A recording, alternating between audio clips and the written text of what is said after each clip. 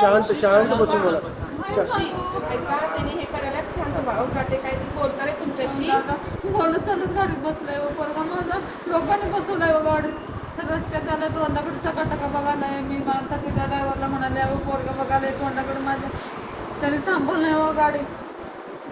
मला वाटलं की झोपला असेल असं वाटलं की का आल्यावर नाही मग त्याचं पोरगा. ती ॲम्ब्युलन्स कुठं आली होती? घरात दारात आलती कुठं दारात कुठं देशिंगात आमच्या घरात घातलं इकडे. त्या डॉक्टरने तिथं तपासलं नाही, त्याला काय बघितलं नाही ॲम्ब्युलन्समधलं?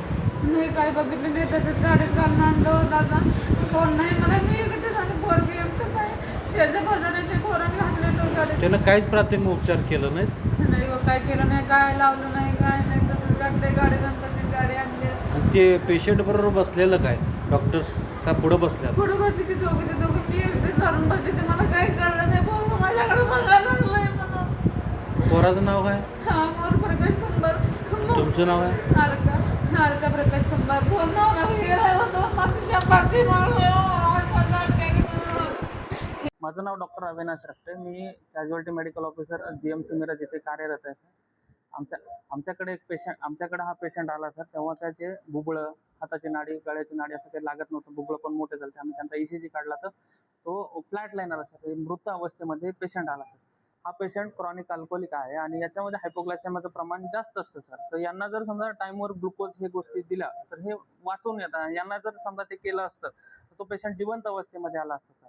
त्यांना तो प्राथमिक उपचार न भेटल्यामुळे पेशंट इथं मृत अवस्थेत आलाय सर आमच्याकडे. ठीक आहे सर. त्यांचं कसं आहे सर, त्यांच्या मागे आता कोणीच नाही आहे. आई आहे, म्हणजे एकटी आई आहे, तिला सहारा कोणी नाही. आता त्या आईने कोणाच्या तोंडाकडे पाहायचं सर. ठीक आहे. याच्या आधी काय झालेलं, असंच एकदा एक पेशंट होता RTA झालेला. त्यांनी काय केलं की डायरेक्ट पेशंट काय केला, तो RTA झाला, दोन्ही पाय त्याचे कट झाले. आता अशा पेशंटला एमर्जन्सीमध्ये त्याचा रक्तस्राव होऊन मरण्याचे चान्सेस जास्त असतात. त्याला ॲक्च्युअलमध्ये तेव्हा जर फ्लूड गेलं तर तो पेशंट जिवंत अवस्थेमध्ये आला असता, आपण त्याला काहीतरी कन्झर्वेटिव्ह करू शकतो असं आहे. तो पेशंट त्यांनी काय केला की तिथं जवळपास 15-20 मिनिटाच्या अंतरावर PSC असतं, तिकडे न नेता इकडं पाऊण घंट्याच्या अंतरावर GMC मिरज इकडे घेऊन आले.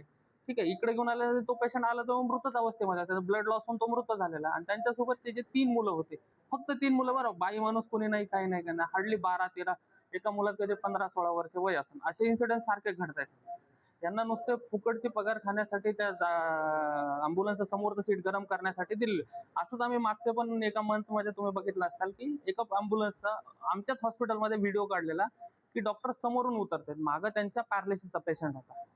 त्यांचे काम आहे की त्यांना तिथं बसण्यासाठी, त्यांना ॲक्च्युली मागे सीट एवढं प्रशस्त हे सगळं सरकारनं करून दिलेलं आहे. हे त्यांना ते गरम करण्यासाठी नाही तर ते पेशंट पाहण्यासाठी दिलेलं आहे. हे त्यांनी त्यांची जिम्मेदारीवरून हात हे केल्यामुळं ते पेशंट दगावला सर. असं ते पेशंट आता कसं राहतंय, मेजॉरिटी टाइम कसं राहतंय, ते फास्ट आणतात. ते प्राथमिक उपचार त्यांना भेटत नाही, हे तर एक बाजूला आहे सर.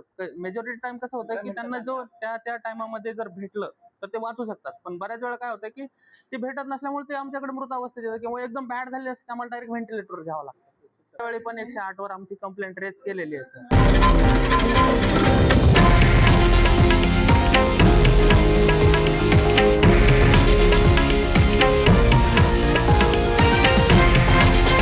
हे आहे देशातील नंबर 1 न्यूज नेटवर्क आणि आपण पाहत आहात TV9 मराठी, एकमेव.